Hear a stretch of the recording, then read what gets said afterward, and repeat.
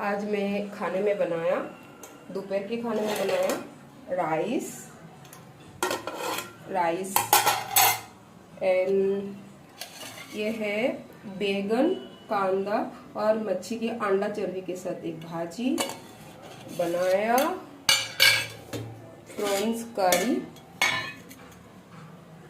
And ये है fish आलू फ्लावर के साथ मिक्स सब्जी।